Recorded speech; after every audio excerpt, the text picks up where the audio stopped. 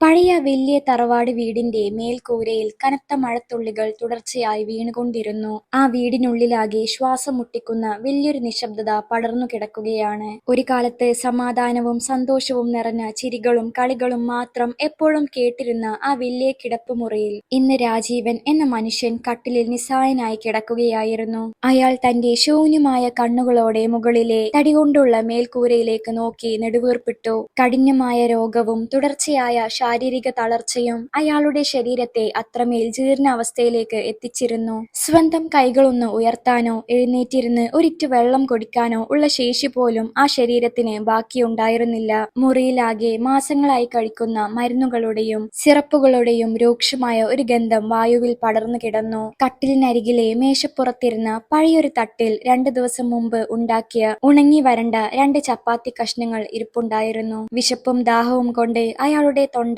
ഉമനീർ പോലും ഇറക്കാൻ കഴിയാത്ത വിധം വറ്റി വരണ്ടിരുന്നു. കണ്ണു തുറക്കാൻ പോലും വലിയ ആയാസം വേണമായിരുന്നു. അപ്പോഴാണ് ആ നിശബ്ദതയെ ഭേദിച്ചുകൊണ്ട് അയാളുടെ ഭാര്യ രേഖ കഠിനമായ മുഖഭാവത്തോടെ മുറിയിലേക്ക് കടന്നു വന്നത്. അവളുടെ മുഖത്ത് സ്നേഹത്തിന്റെ ഒരു അംശം പോലും ഉണ്ടായിരുന്നില്ല.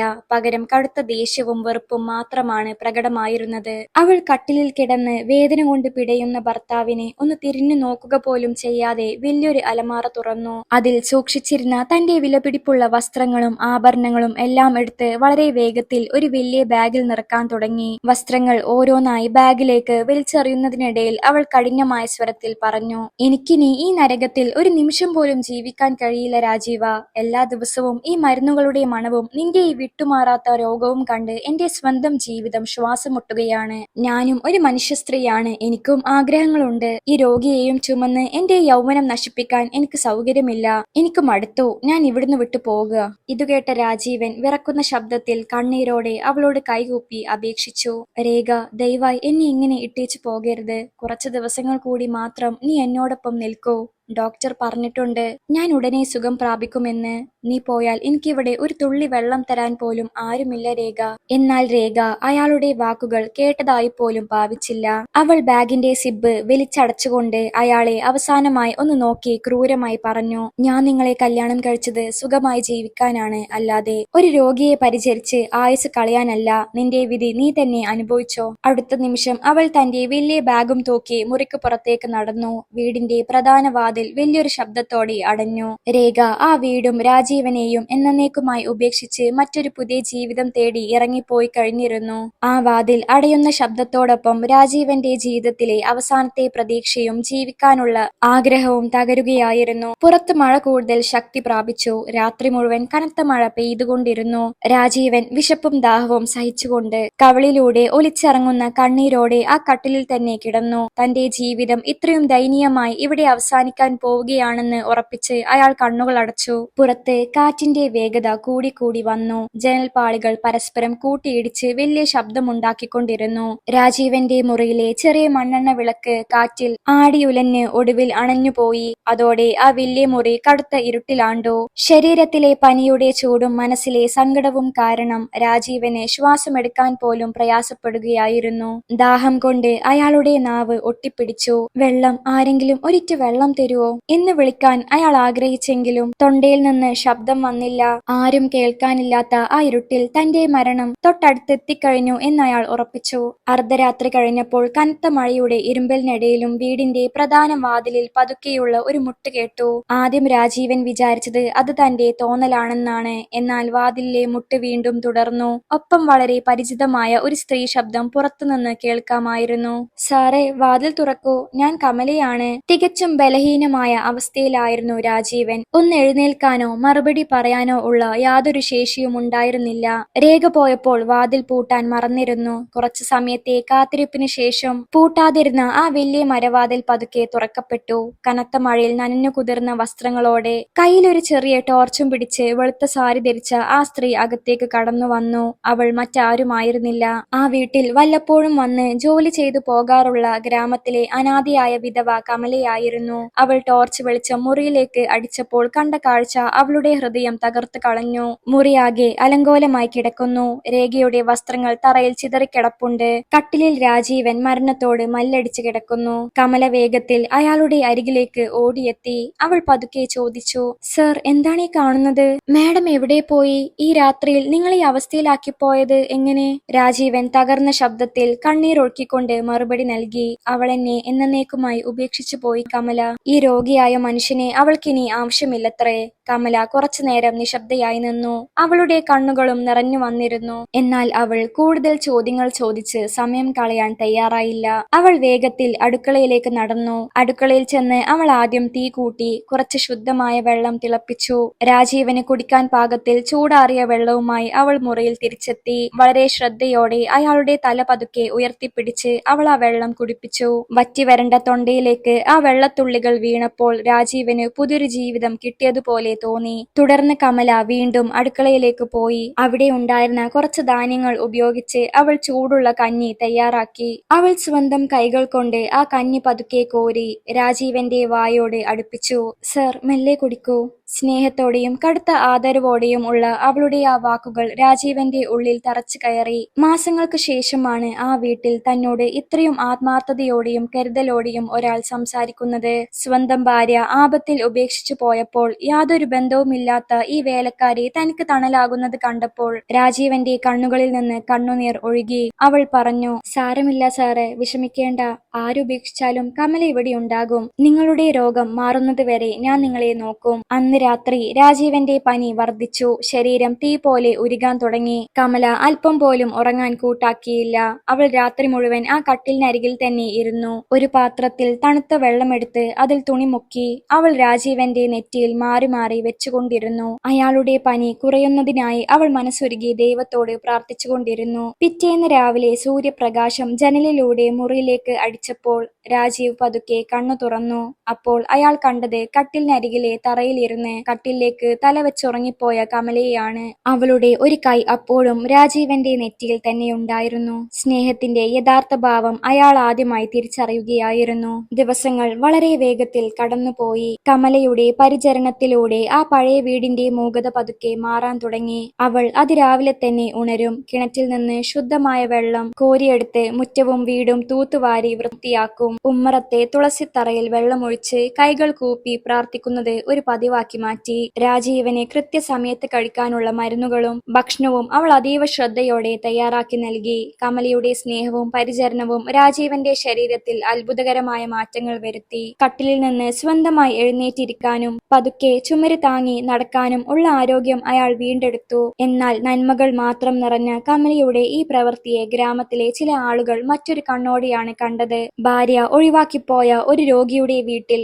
അനാഥയായ ഒരു വിധവ രാത്രിയും പകലും താമസിക്കുന്നത് തെറ്റാണെന്ന് അവർ വിധിയെഴുതി. അവരെക്കുറിച്ച് മോശമായ കഥകൾ മെനയാൻ തുടങ്ങി. അവൾ ആ വീട് സ്വന്തമാക്കാനാണ് നോക്കുന്നത്. ഭാര്യയില്ലാത്ത നേരത്ത് വേലക്കാരി അവിടെ സുരക്ഷിതമായി തങ്ങുന്നു എന്നിങ്ങനെ കടുത്ത അപവാദങ്ങൾ ഗ്രാമത്തിലാകെ പടർന്നു പിടിച്ചു. ഈ വാക്കുകൾ കമലയുടെ കാതുകളിലും എത്തിയിരുന്നു. പലപ്പോഴും അവൾ ഒറ്റയ്ക്കിരുന്ന് കരഞ്ഞു. എങ്കിലും രാജീവന് ഈ അവസ്ഥയിൽ ഇട്ടേച്ചു പോകാൻ അവളുടെ മനസ്സ് അനുവദിച്ചില്ല. അവൾ എല്ലാ പരിഹാസങ്ങളും നിശബ്ദമായി സഹിച്ചു. ഒരു ദിവസം വൈകുന്നേരം ഉമ്മറത്തിരുന്ന് വസ്ത്രങ്ങൾ മടക്കി വെക്കുകയായിരുന്ന കമലയെ രാജീവൻ ഏറെ നേരം ശാന്തമായി നോക്കി നിന്നു. അയാളുടെ മനസ്സിൽ വലിയൊരു ചോദ്യം അവശേഷിക്കുന്നുണ്ടായിരുന്നു. അയാൾ പതുക്കെ അവളുടെ അരികിലേക്ക് നടന്നു ചെന്ന് ചോദിച്ചു, കമല, എനിക്ക് നിന്നോട് ഒരു കാര്യം ചോദിക്കണമെന്നുണ്ട്. നീ എന്തിനാണ് എനിക്ക് വേണ്ടി ഇത്രയധികം കഷ്ടപ്പെടുന്നത്? എന്റെ ഭാര്യ പോലും എന്നെ ഒരു ഭാരമായി കണ്ട് ഉപേക്ഷിച്ചു പോയി. എനിക്ക് നിനക്ക് ശമ്പളം തരാൻ പോലുമുള്ള സാമ്പത്തിക ശേഷിയില്ല. എന്നിട്ടും നീ എന്തിനാണ് ഈ നാട്ടുകാരുടെ അനാവശ്യമായ വാക്കുകൾ കേട്ട് ഇവിടെ തുടരുന്നത്? രാജീവന്റെ ചോദ്യം കേട്ടതും കമലയുടെ കണ്ണുകൾ വീണ്ടും നനഞ്ഞു. അവൾ കയ്യിലിരുന്ന വസ്ത്രം താഴെ വെച്ച് ദൂരേക്ക് നോക്കിക്കൊണ്ട് പറഞ്ഞു, സാറേ, ഈ ലോകത്ത് ഒറ്റപ്പെട്ടു പോകുന്നതിന്റെയും ആരും ഇല്ലാതാകുന്നതിന്റെയും വേദന എന്താണെന്ന് എന്നേക്കാൾ നന്നായി മറ്റാർക്കും അറിയില്ല.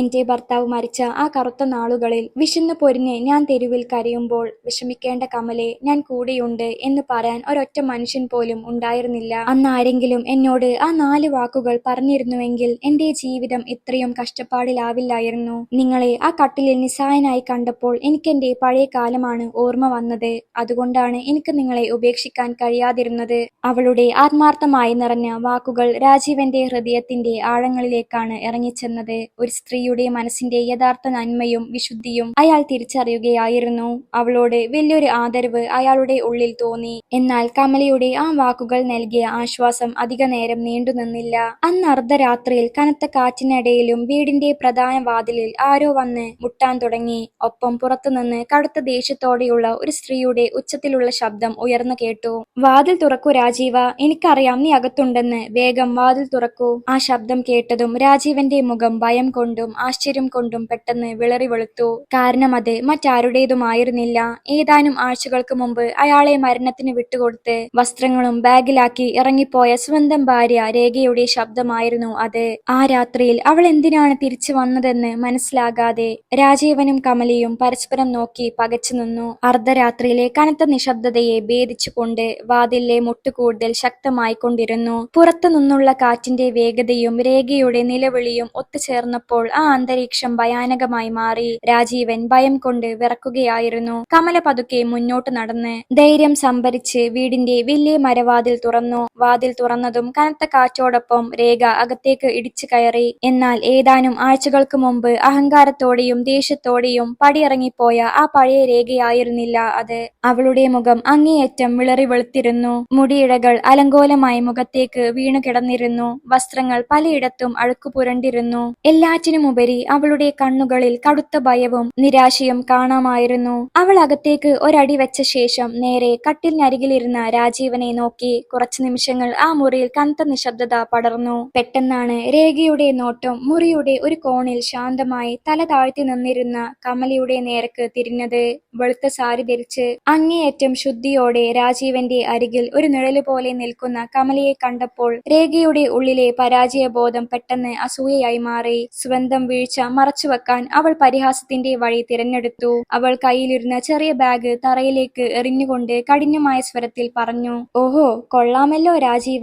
ഞാൻ കരുതിയത് നീ ഇവിടെ രോഗം വന്ന് നരകിച്ച് എഴുന്നേൽക്കാൻ പോലും കഴിയാതെ കിടക്കുകയായിരിക്കുമെന്നാണ്. എന്നാൽ ഇവിടെ കാര്യങ്ങൾ ആകെ മാറിയല്ലോ. ഞാൻ ഈ വീട് വിട്ട് മാറി നിന്ന് കുറഞ്ഞ ദിവസങ്ങൾ കൊണ്ട് നീ വേലക്കാരിയും കൂട്ടി പുതിയൊരു കുടുംബജീവിതം തന്നെ ഇവിടെ കെട്ടിപ്പടുത്തല്ലോ. വലിയ മാന്യനാണെന്ന് വിചാരിച്ചു. പക്ഷെ ഉള്ളിലിരിപ്പ് ഇതായിരുന്നു അല്ലേ?" രേഖയുടെ ക്രൂരമായ വാക്കുകൾ കേട്ട് രാജീവൻ കട്ടിലിൽ നിന്നിറങ്ങി പതുക്കെ എഴുന്നേറ്റു നിന്നു. അയാൾ തന്റെ ബലഹീനമായ ശബ്ദത്തിൽ എന്നാൽ ഉറപ്പോടെ പറഞ്ഞു, "രേഖ, നാവടക്കി സംസാരിക്കണം. നീ വിചാരിക്കുന്നത് പോലെയുള്ള യാതൊരു തെറ്റും ഈ വീട്ടിൽ സംഭവിച്ചിട്ടില്ല. ഞാൻ മരണത്തോട് മല്ലടിച്ച് കിടക്കുമ്പോൾ ഒരു തുള്ളി വെള്ളം പോലും തരാൻ ആരുമില്ലാതെ കിടന്നപ്പോൾ ഈ കാണുന്ന കമലയാണ് എന്നെ സ്വന്തം സഹോദരനെ പോലെ പരിചരിച്ചത്. അവൾ ഇല്ലായിരുന്നുവെങ്കിൽ ഞാൻ ഇന്ന് നിന്റെ ഈ ചോദ്യം കേൾക്കാൻ ജീവനോടെ ഉണ്ടാകുമായിരുന്നില്ല. അവളെക്കുറിച്ച് ഒരു വാക്ക് പോലും മോശമായി പറയരുത്." കമല ഭയത്തോടെ കൈകൾ കൂപ്പി തല താഴ്ത്തി വിനയത്തോടെ പറഞ്ഞു, "മാഡം, ദൈവത്തെ ഓർത്ത് എന്നെ തെറ്റിദ്ധരിക്കരുത്. സർ ഒറ്റക്കായിരുന്നു. എഴുന്നേൽക്കാൻ പോലും ശേഷിയില്ലാത്ത അവസ്ഥയിലായിരുന്നു. ആ അവസ്ഥയിലിട്ട് പോകാൻ മനസ്സ് വരാനിട്ടാണ് ഞാൻ ഇവിടെ ഇരുന്ന് അദ്ദേഹത്തെ ശുശ്രൂഷിച്ചത്. എനിക്ക് മറ്റൊരു ചിന്തയുമില്ല." കമലയുടെ കണ്ണുകളിലെ ആത്മാർത്ഥത കണ്ടപ്പോൾ രേഖക്ക് കൂടുതൽ സംസാരിക്കാൻ കഴിഞ്ഞില്ല. പെട്ടെന്ന് രേഖയുടെ ഉള്ളിലെ ധൈര്യം ചോർന്നുപോയി. അവൾ അവിടെ ഉണ്ടായിരുന്ന ഒരു പഴയ മരക്കസേരയിലേക്ക് തളർന്നിരുന്നു. അവളുടെ കണ്ണുകളിൽ നിന്ന് കണ്ണുനീർ ഒഴുകി. അവൾ മുഖം കൈകൾ കൊണ്ട് മറച്ചുകൊണ്ട് കരഞ്ഞു പറഞ്ഞു, "എനിക്കെല്ലാം നഷ്ടപ്പെട്ടു രാജീവ. ഞാൻ വലിയ പ്രതീക്ഷകളോടെ ഒരുപാട് പണവും സ്വർണവുമായി ആരുടെ കൂടെയാണോ ഈ വീട് വിട്ട് ഇറങ്ങിപ്പോയത്, അവൻ എന്നെ ചതിച്ചു. എന്റെ കൈവശമുണ്ടായിരുന്ന സമ്പാദ്യം മുഴുവൻ തട്ടിയെടുത്ത് അവൻ മറ്റൊരു നഗരത്തിലേക്ക് കടന്നു കളഞ്ഞു. എന്നെ അവൻ തെരുവിൽ അനാഥയാക്കി. എനിക്കിപ്പോൾ തലവെക്കാൻ ഒരിടമില്ല, പോകാൻ മറ്റു ബന്ധുക്കളുമില്ല. അതുകൊണ്ടാണ് ഒടുവിൽ എല്ലാ അഭിമാനവും വെടിഞ്ഞ് ഞാൻ ഈ പടിവാതിൽക്കൽ തിരിച്ചെത്തിയത്." രേഖയുടെ ദയനീയമായ കഥ കേട്ട് രാജീവൻ നിശബ്ദനായി. അയാളുടെ മനസ്സിൽ അവളോട് ദേഷ്യവും സഹതാപവും ഒരേപോലെ തോന്നി. മുറിയിലൊക്കെ വീണ്ടും നിശബ്ദത പടർന്നപ്പോൾ കമല പതുക്കെ അടുക്കളയിലേക്ക് നടന്നു. കുറച്ചു സമയത്തിനുള്ളിൽ അവൾ ചൂടുള്ള ഒരു ഗ്ലാസ് ചായയുമായി തിരിച്ചെത്തി. അവൾ ഒന്നും സംസാരിക്കാതെ ആ ചായക്കപ്പ് രേഖയുടെ മുന്നിലെ മേശപ്പുറത്ത് വെച്ചു. താൻ ശത്രുവായി കണ്ട് അപമാനിച്ച വേലക്കാരി തന്റെ ഈ തകർച്ചയുടെ സമയത്ത് ദയയോടെ ചായ നൽകി പരിചരിക്കുന്നത് കണ്ടപ്പോൾ രേഖ അത്ഭുതത്തോടെയും ലജ്ജയോടെയും അവളെ നോക്കിയിരുന്നു. ജീവിതത്തിന്റെ വലിയൊരു പരീക്ഷണം ആ വീട്ടിൽ ആരംഭിക്കുകയായിരുന്നു. രേഖ തിരിച്ചെത്തിയതിനു ശേഷമുള്ള ദിവസങ്ങളിൽ ആ പഴയ വീടിനുള്ളിൽ അസ്വസ്ഥത നിറഞ്ഞു. ശ്വാസം മുട്ടിക്കുന്ന ഒരു അന്തരീക്ഷമാണ് നിലനിന്നത്. നിന്നിരുന്നത്. വീടിന്റെ യഥാർത്ഥ ഉടമസ്ഥ താനാണെന്ന ഭാവത്തിൽ രേഖ വീണ്ടും പെരുമാറാൻ തുടങ്ങിയെങ്കിലും അവളുടെ ഉള്ളിൽ എപ്പോഴും അസൂയയുടെയും പരാജയബോധത്തിന്റെയും തീക്കനലുകൾ പുകഞ്ഞുകൊണ്ടിരുന്നു. കാരണം രാജീവന്റെ പെരുമാറ്റത്തിൽ വലിയൊരു മാറ്റം വന്നിട്ടുണ്ടായിരുന്നു. രേഖയോട് സംസാരിക്കുമ്പോൾ കടുത്ത നിശബ്ദതയും ഗൗരവവും പാലിച്ചിരുന്ന രാജീവൻ കമല അരികിലേക്ക് വരുമ്പോൾ പുഞ്ചിരിക്കുമായിരുന്നു. കഠിനമായ ആ രോഗാവസ്ഥയിലും അയാളുടെ മുഖത്ത് പണ്ടുണ്ടായിരുന്ന ആ പഴയ വിഷാദവും ഭയവും ഇപ്പോൾ പൂർണ്ണമായും മാറിയിരുന്നു. കമല തന്റെ പതിവ് ജോലികളെല്ലാം യാതൊരു മുടക്കവുമില്ലാതെ ചെയ്തുകൊണ്ടിരുന്നു. അവൾ രാവിലെ മുതൽ രാത്രി വരെ രാജീവനെയും രേഖയെയും ഒരേപോലെ ആത്മാർത്ഥതയോടെ പരിചരിച്ചു. അവൾ തന്റെ വാക്കുകളിലോ പ്രവൃത്തികളിലോ ഒരിക്കൽ പോലും പരിധികൾ ലംഘിച്ചില്ല. രേഖയോട് എന്നും കടുത്ത ആദരവ് തന്നെയാണ് അവൾ കാണിച്ചത്. എന്നാൽ രേഖയുടെ തിരിച്ചുവരവോടെ ഗ്രാമത്തിലെ ചില ആളുകളുടെ അടക്കം പറച്ചിലുകൾ കൂടുതൽ കഠിനവും ക്രൂരവുമായി മാറി. ഒരു വീട്ടിൽ ഒരേ സമയം ഭാര്യയും സുന്ദരിയും വിധവയുമായ വേലക്കാരിയും ഒരുമിച്ച് താമസിക്കുന്നത് വലിയ തെറ്റാണെന്ന് അവർ പരസ്യമായി പറയാൻ തുടങ്ങി. ആ ചർച്ചകൾ ഗ്രാമത്തിലെ അങ്ങാടികളിൽ വലിയ വാർത്തയായി മാറി. ഒരു ദിവസം രാവിലെ രാജീവൻ വീടിന്റെ ഉമ്മറത്ത് ഇരിക്കുകയായിരുന്നു. കമല അയാൾക്ക് കുടിക്കാനായി അടുക്കളയിൽ ഇരുന്ന് ഒരു പ്രത്യേക തരം ഔഷധ കഷായം തയ്യാറാക്കുകയായിരുന്നു. പെട്ടെന്ന് രാജീവന് കഠിനമായ ചുമ അനുഭവപ്പെടാൻ തുടങ്ങി. ശ്വാസമെടുക്കാൻ വല്ലാതെ ബുദ്ധിമുട്ടിയ അയാളുടെ വായിൽ നിന്നും മൂക്കിൽ നിന്നും ചോര പുറത്തേക്ക് ഒലിച്ചിറങ്ങി. ഉമ്മറത്ത് നിന്നിരുന്ന രേഖ ആ കാഴ്ച കണ്ട് ഭയന്നു വിറച്ച് എന്തു ചെയ്യണമെന്നറിയാതെ പിന്നോട്ട് മാറി നിന്നു. എന്നാൽ അടുക്കളയിൽ നിന്നും ഓടിയെത്തിയ കമല ഒട്ടും ഭയന്നില്ല. അവൾ വേഗത്തിൽ രാജീവനെ താങ്ങിപ്പിടിച്ച് കട്ടിലേക്ക് കിടത്തി അയാളുടെ മുഖം തുടച്ചു നൽകി. ഒട്ടും സമയം കളയാതെ അവൾ ഗ്രാമത്തിലെ ഡോക്ടറെ വിളിക്കാനായി പുറത്തേക്ക് ഓടി.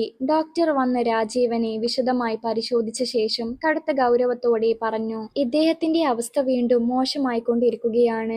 മരുന്നുകൾക്കൊപ്പം മനസ്സിന് സമാധാനവും വളരെ കൃത്യതയുള്ള പരിചരണവും ആവശ്യമാണ്. അതിൽ ചെറിയൊരു വീഴ്ച ഉണ്ടായാൽ പോലും ഇദ്ദേഹത്തിന്റെ ജീവൻ അപകടത്തിലാകും. ഡോക്ടറുടെ വാക്കുകൾ കേട്ടതും രേഖയുടെ മുഖം വിളറി വെളുത്തു. കാരണം രാജീവനെ കൃത്യമായി നോക്കാനുള്ള ക്ഷമയോ അറിവോ അവൾക്കില്ലായിരുന്നു. എന്നാൽ കമലയുടെ കണ്ണുകളിൽ അയാളെക്കുറിച്ചുള്ള കടുത്ത ആശങ്കയാണ് നിറഞ്ഞത്. അന്ന് രാത്രി രാജീവനെ കടുത്ത പനി ബാധിച്ചു. ശരീരം തീ പോലെ ഉരുകിയ ആ രാത്രിയിലും കമല ഉറങ്ങാൻ കൂട്ടാക്കിയില്ല. അവൾ തണുത്ത വെള്ളത്തിൽ തുണി മുക്കി അയാളുടെ നെറ്റിയിൽ മാറി മാറി വെച്ചുകൊണ്ടിരുന്നു. ദൂരെ ഒരു കോണിൽ മാറി നിന്ന് രേഖ ഇതെല്ലാം നോക്കിക്കൊണ്ടിരുന്നു. താനൊരു വലിയ ഭാരമായി കണ്ട് തെരുവിൽ ഉപേക്ഷിച്ച ഒരു മനുഷ്യന്റെ ജീവൻ നിലനിർത്താൻ യാതൊരു രക്തബന്ധവുമില്ലാത്ത ഒരു സ്ത്രീ സ്വന്തം ആരോഗ്യം പോലും നോക്കാതെ കഷ്ടപ്പെടുന്നത് അവൾ ആദ്യമായി തിരിച്ചറിയുകയായിരുന്നു. രാവിലെ രാജീവൻ പതുക്കെ കണ്ണു തുറന്നു. രാത്രി മുഴുവൻ കട്ടിലിനരികിലെ തറയിലിരുന്ന് ശുശ്രൂഷിച്ച കമല ക്ഷീണം കാരണം അവിടെ ഇരുന്ന് തന്നെ ഉറങ്ങിപ്പോയിരുന്നു. അവളുടെ കൈകളിൽ അപ്പോഴും മരുന്നിന്റെ ഒരു ചെറിയ കുപ്പി ഉണ്ടായിരുന്നു.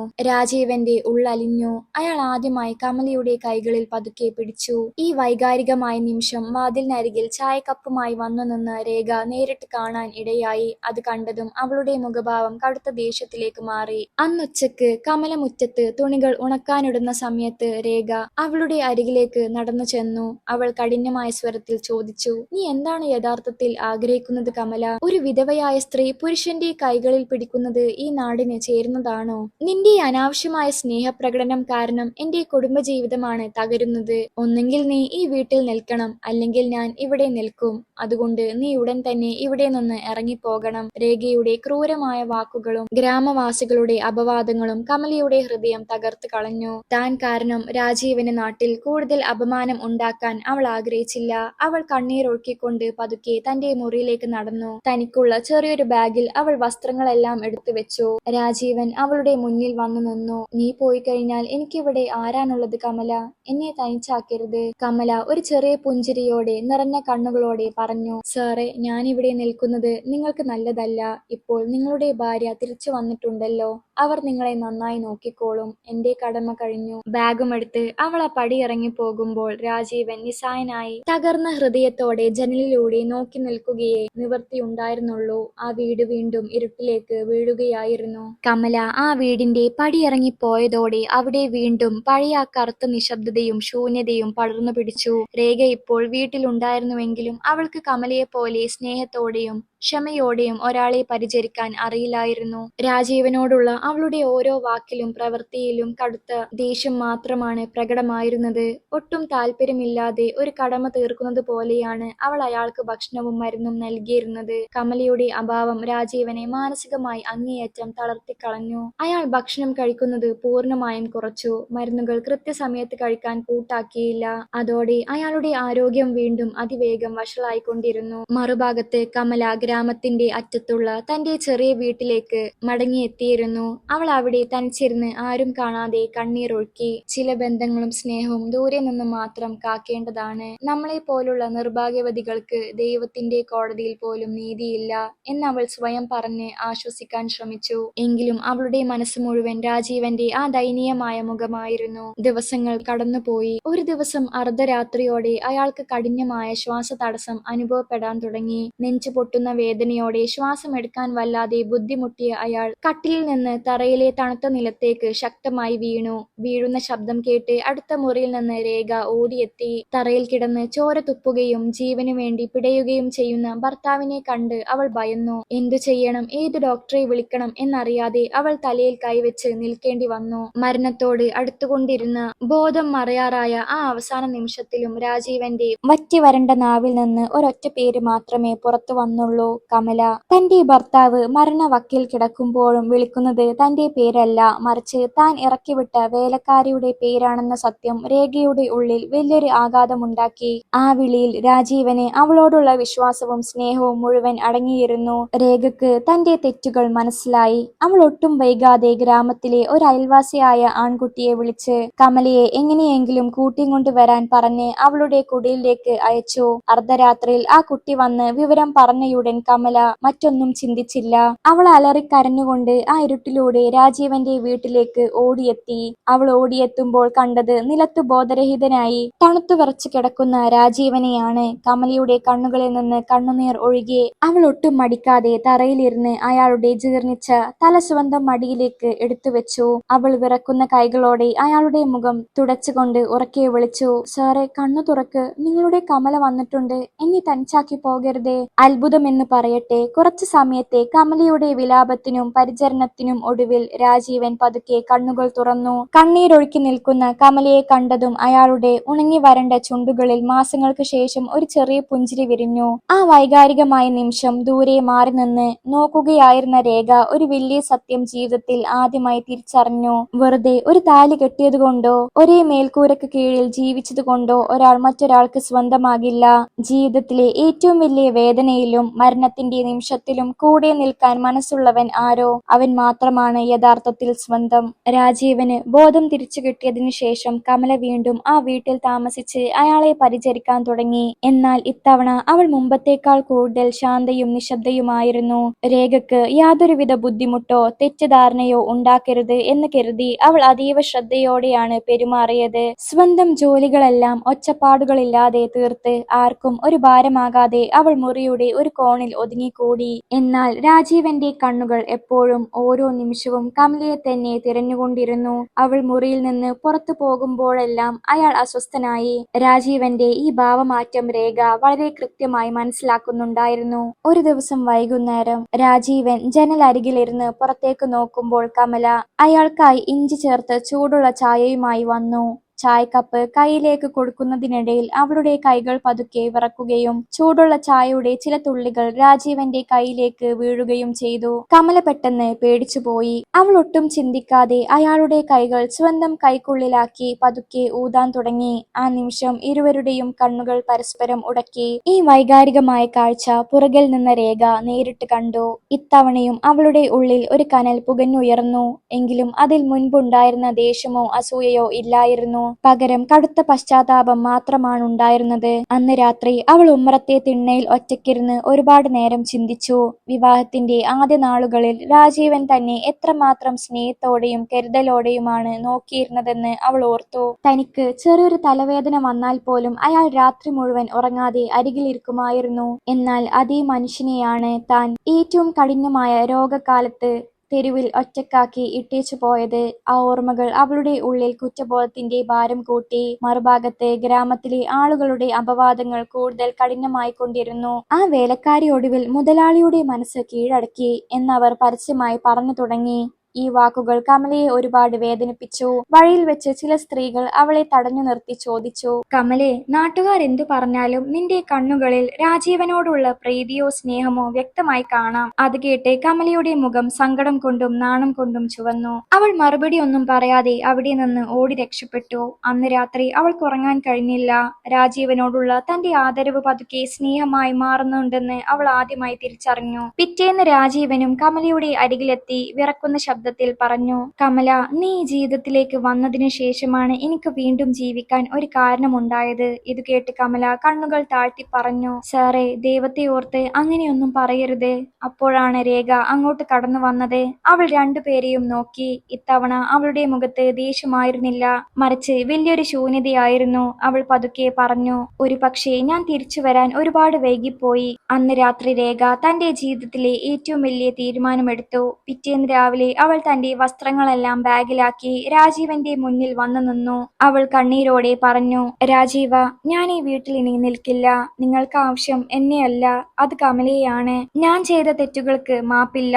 ഇത് കേട്ട് രാജീവും കമലയും നെട്ടിപ്പോയി. എന്നാൽ അവരെ അത്ഭുതപ്പെടുത്തിക്കൊണ്ട് രേഖ കമലയുടെ കൈ പിടിച്ച് രാജീവന്റെ കൈയിലേക്ക് വെച്ചുകൊടുത്തു. അവൾ പറഞ്ഞു, ഇനി ഇവളാണ് നിങ്ങളുടെ ഭാര്യ. നിങ്ങളെ നോക്കാൻ ഇവൾക്കേ അർഹതയുള്ളൂ.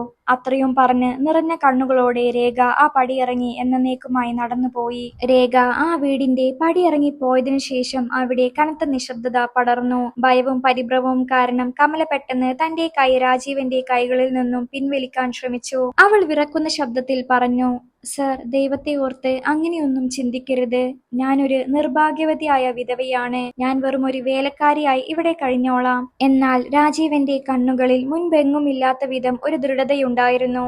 അയാൾ അവളുടെ കൈകളിൽ കൂടുതൽ ശക്തമായി മുറുകെ പിടിച്ചു. അയാൾ വളരെ ശാന്തമായി എന്നാൽ ഉറച്ച സ്വരത്തിൽ കമലയോട് പറഞ്ഞു, കമല, നീ നിന്നെ തന്നെ ഇനിയും നിർഭാഗ്യവതി എന്ന് വിളിച്ച് ആക്ഷേപിക്കരുത്. സ്വന്തം ഭാര്യ പോലും എന്നെ മരിക്കാൻ വിട്ടുപോയപ്പോൾ എന്നെ ജീവിതത്തിലേക്ക് തിരികെ കൊണ്ടുവന്നത് നീ എന്ന ഈ പുണ്യവതിയാണ്.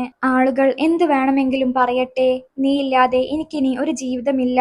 രാജീവന്റെ വാക്കുകൾ കേട്ട് കമലയുടെ കണ്ണുകളിൽ നിന്നും കണ്ണുനീർ ഒലിച്ചിറങ്ങി. ദിവസങ്ങൾ കടന്നുപോയപ്പോൾ രാജീവന്റെ ആരോഗ്യം പൂർണ്ണമായും മെച്ചപ്പെട്ടു. അയാൾ ഇപ്പോൾ തനിയെ നടക്കാൻ തുടങ്ങി. എന്നാൽ ഗ്രാമത്തിലെ ചില ആളുകൾ ഇപ്പോഴും അവരെക്കുറിച്ച് മോശമായി സംസാരിക്കുന്നത് നിർത്തിയിരുന്നില്ല. ഒരു ദിവസം കമല വെള്ളം കോരി തിരികെ വരുമ്പോൾ ഗ്രാമത്തിലെ ചില സ്ത്രീകൾ അവളെ തടഞ്ഞു നിർത്തി പരിഹസിച്ചു. ഒരു വിധവയായിരുന്നിട്ടും നിനക്ക് മറ്റൊരു പുരുഷന്റെ കൂടെ കഴിയാൻ നാണമില്ലേ എന്ന് ചോദിച്ച് അവർ അവളെ അപമാനിച്ചു. അത് കേട്ട് കമല കരയാൻ തുടങ്ങിയപ്പോഴാണ് പുറകിൽ നിന്നും രാജീവൻ അങ്ങോട്ട് കടന്നു വന്നത്. അയാൾ എല്ലാവരുടെയും മുന്നിൽ വെച്ച് കമലയുടെ കൈകളിൽ പിടിച്ചു. എന്നിട്ട് ഗ്രാമവാസികളെ നോക്കി ഉറച്ച ശബ്ദത്തിൽ പറഞ്ഞു, ഈ ഗ്രാമത്തിൽ ഒരൊറ്റ മനുഷ്യൻ പോലും എന്നെ നോക്കാൻ ഇല്ലായിരുന്നപ്പോൾ സ്വന്തം ജീവൻ പണയം വെച്ച് എന്നെ രക്ഷിച്ചവളാണ് കമല. ഇനി ആരെങ്കിലും ഇവളെക്കുറിച്ച് ഒരു വാക്ക് മോശമായി സംസാരിച്ചാൽ ഞാൻ വെറുതെ ഇരിക്കില്ല. ഇവൾ ഇനി മുതൽ എന്റെ ഭാര്യയാണ്. രാജീവന്റെ ആ ധീരമായ മറുപടി കേട്ടതോടെ ഗ്രാമവാസികളുടെ വായടഞ്ഞു. ആദ്യമായാണ് ഒരു പുരുഷൻ അവൾക്ക് വേണ്ടി ഇത്രയും വലിയൊരു തണലായി നിൽക്കുന്നത്. അടുത്ത ദിവസം രാവിലെ രാജീവൻ വീട് മുഴുവൻ വൃത്തിയാക്കി പൂക്കൾ കൊണ്ട് അലങ്കരിച്ചു. അയാൾ ഗ്രാമത്തിലെ ക്ഷേത്രത്തിൽ നിന്നും പൂമാലകൾ വരുത്തിച്ചു. എന്നിട്ട് ആ വീട്ടിൽ ദൈവത്തിന്റെ ചിത്രത്തിനു മുന്നിൽ വെച്ച് യാതൊരു ആർഭാടങ്ങളുമില്ലാതെ കമലയുടെ കഴുത്തിൽ പൂമാല ചാർത്തി അവളുടെ നെറ്റിൽ ചുവന്ന സിന്ദൂരം അണിയിച്ചു. കമല വിറക്കുന്ന കൈകളോടെ രാജീവന്റെ പാദങ്ങളിൽ തൊട്ട് വന്ദിച്ചപ്പോൾ അയാൾ അവളെ എഴുന്നേൽപ്പിച്ച് നെഞ്ചോട് ചേർത്ത് പിടിച്ചു. ആ നിമിഷം അവരുടെ പുതിയൊരു വിശുദ്ധമായ ജീവിതത്തിന് അവിടെ തുടക്കമാവുകയായിരുന്നു. വിവാഹശേഷം രാജീവന്റെയും കമലയുടെയും ജീവിതം സ്നേഹവും സമാധാനവും നിറഞ്ഞ് പുതിയൊരു പാതയിലൂടെ നീങ്ങിത്തുടങ്ങി. ആ പഴയ വീട്ടിൽ നിന്നും സങ്കടങ്ങളുടെ കറുത്ത നിഴലുകൾ പൂർണ്ണമായും ഒഴിഞ്ഞു പോയിരുന്നു. ഒരു ദിവസം രാത്രി രാജീവൻ തന്റെ അലമാരയിൽ നിന്നും ഒരു പഴയ മരപ്പെട്ടി പുറത്തെടുത്തു. അതിൽ അയാളുടെ മരിച്ചുപോയ അമ്മയുടെ മനോഹരമായ ഒരു വെള്ളി പാദസരം ഉണ്ടായിരുന്നു. അയാൾ അത് കമലയുടെ കൈകളിൽ വെച്ചുകൊടുത്തു. അയാൾ അവളോട് പറഞ്ഞു, കമല, ഈ വീടിനെ ആരാണോ സ്നേഹം കൊണ്ട് സ്വന്തം സ്വർഗമാക്കുന്നത് അവൾക്ക് മാത്രമേ ഇത് നൽകാവൂ എന്ന് എന്റെ അമ്മ എപ്പോഴും പറയുമായിരുന്നു. ഇതിന് ഏറ്റവും അർഹതയുള്ളവൾ നീ മാത്രമാണ്. കമല വിറക്കുന്ന കൈകളോടെ ആ പാദസരം വാങ്ങി തന്റെ കാലുകളിൽ അണിഞ്ഞു. അവൾ നടക്കുമ്പോൾ ആ വെള്ളി പാദസരത്തിൽ നിന്നും ഉയരുന്ന കിലുക്കം ആ വീടിന്റെ ഐശ്വര്യമായി വായുവിൽ പടർന്നു പിടിച്ചു. കുറച്ചു മാസങ്ങൾക്ക് ശേഷം കമല രാജീവനോട് ആ വലിയ സന്തോഷ വാർത്ത പങ്കുവെച്ചു. തങ്ങൾക്കിടയിലേക്ക് ഒരു പുതിയ ജീവൻ വരാൻ പോകുന്നു എന്ന വാർത്ത.